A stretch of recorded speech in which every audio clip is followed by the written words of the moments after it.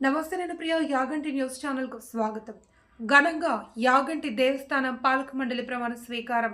నంద్యాల జిల్లా బనగానపల్లి మండలంలోని ప్రముఖ శైవ క్షేత్రం యాగంటి ఉమామహేశ్వర స్వామి నూతన పాలక మండలి కార్యక్రమం ఘనంగా జరిగింది. పాలక మండలి ప్రమాణ స్వీకార కార్యక్రమానికి మంత్రి బీసీ జనార్దన్ రెడ్డి ముఖ్య అతిథిగా పాల్గొన్నారు. ఈ సందర్భంగా మంత్రితో పాటు నూతన పాలక మండలి సభ్యులు ఉమామహేశ్వర స్వామిని దర్శించుకుని ప్రత్యేక పూజలు నిర్వహించారు. అనంతరం కమిటీ చైర్మన్ బండి చంద్రమౌళీశ్వరరెడ్డి మరియు పాలక మండలి సభ్యులతో మంత్రి ప్రమాణ స్వీకారం చేయించారు. ప్రమాణ స్వీకారం అనంతరం నూతనంగా బాధ్యతలు స్వీకరించిన పాలక మండలి చైర్మన్ మరియు సభ్యులను ప్రత్యేకంగా మంత్రి అభినందించారు. యాగంటి క్షేత్రానికి వచ్చేసే యాత్రికులు వసతి గృహాలు లేక ఇబ్బందులు ఎదుర్కొంటున్నారని, వారి కోసం త్వరలో వసతి గృహాలను కూడా ఏర్పాటు చేస్తున్నట్లు మంత్రి వెల్లడించారు. రాజేష్ శర్మ గారు అయినటువంటి అర్చక స్వాములు ప్రార్థన చేస్తారు.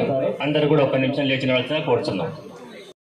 చెప్పేసి వచ్చిన ఇంకా ఏం లేదు, ఇక్కడ మాట్లాడేదంతా కూడా స్వామికి ముఖ్యమైన పైన బాధ్యతలన్నీ ఏఐటీసీ స్వామికి అని చెప్పి చెప్తున్నాడు మౌలి. ఎందుకంటే మౌలిలోనే మౌనం ఉంటుంది, ఎప్పుడు మౌనం.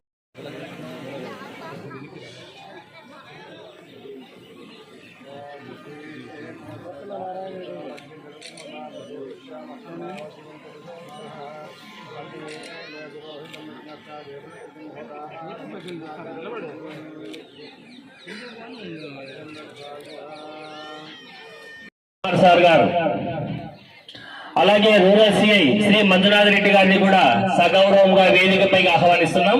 ధర్మకర్తగా నాకు తెలిసిన లేక తెలియబడిన రహస్య విషయము ఏదైనా గాని నా ధర్మకర్త బాధ్యతను సక్రమంగా నిర్వర్తించుటకు ఏ వ్యక్తులకు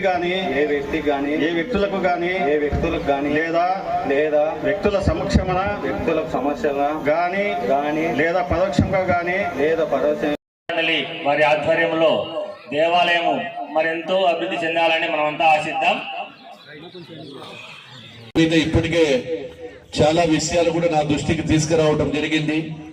ఏదైతే కమిటీ కొత్తగా ఏర్పడిన తర్వాత తీర్మానాలు చేసి ఇక్కడ చాలా చోట్ల కూడా కొన్ని అడగడం జరిగింది. భక్తుల వాహనాల కొరకు పార్కింగ్ స్థలం సరిపోవడం లేదు, కొన్ని ఇబ్బందులు ఎదురవుతా ఉన్నాయి, వాటిని కూడా డెవలప్ చేయాలని కూడా ఉన్నారు.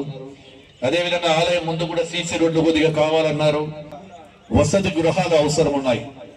చాలా మంది ఇక్కడికి వచ్చినప్పుడు వసతి గృహాలు తక్కువగా ఉండడంతో రాత్రి ఇక్కడ పడుకొని మళ్ళీ ఉదయం లేస్తేనే ఆ ఈశ్వరుడిని మళ్ళీ దర్శనం చేసుకుని పరమేశ్వరుడిని పోవాలని కోరిక కూడా ఉంటుంది.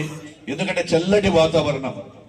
మనమందరం కూడా ఒక్కసారి ఉదయం 5:30-6 గంటలకు ఈ యొక్క కొండ మీద పైనుంచి చూస్తే గానీ, లేకుంటే ఈ ప్రాంతంలో ఉండేటువంటి ఉదయం వస్తే ఎంతో ప్రశాంతంగా కూడా కనపడేటువంటి ప్రాంతంలో చాలా మంది రాత్రి ఇక్కడనే పడుకొని ఉదయం ఆ పరమేశ్వరుని తలుచుకోవాలనుకుంటున్నారు. కాబట్టి దానికోసం కూడా త్వరలోనే ఈ వసతి గృహాలకు సంబంధించినటువంటి సముదాయాన్ని కూడా ఏర్పాటు చేస్తామని కూడా మీకు అందరికీ కూడా ఈరోజు కమిటీ సభ్యుల తరఫున కూడా ఈరోజు మీకు అందరికీ కూడా మాట ఇస్తున్నాను.